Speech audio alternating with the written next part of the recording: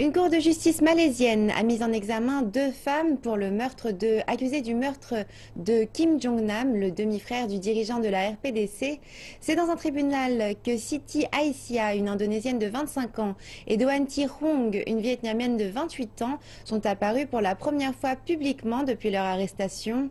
Les deux femmes sont accusées d'avoir appliqué un agent neurotoxique mortel, le VX, sur le visage de Kim Jong-nam à l'aéroport de Kuala Lumpur le 13 février dernier.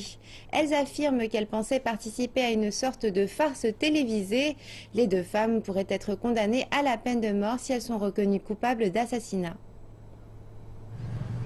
C'est une petite cour de justice de banlieue, pas vraiment l'endroit qu'on aurait imaginé pour être le centre de cette affaire mystérieuse aux implications politiques et sécuritaires internationales.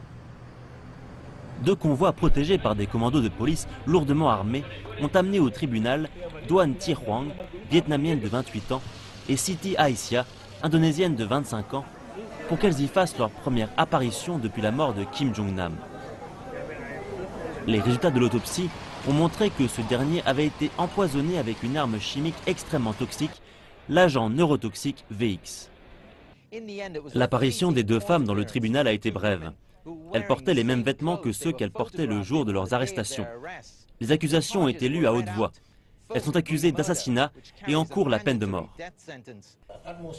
La semaine dernière, le chef de la police nationale de Malaisie a dit qu'il était certain que ces deux femmes savaient qu'elles étaient en train de commettre un assassinat et non pas une farce télévisée comme elles le prétendent. Les avocats des accusés ont fait en sorte d'éviter toute déclaration similaire et ont reçu des obligations de silence.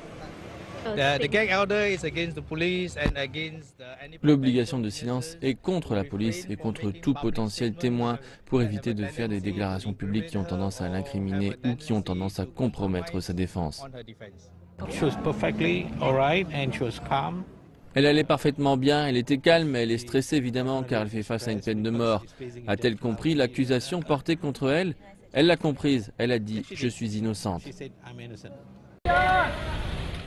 Lorsque la police accompagnait les deux suspectes à l'extérieur de la cour, jusque dans les véhicules qui les attendaient, elles portaient toutes les deux des gilets pare-balles. Une indication des tensions qui entourent l'affaire et des forts enjeux.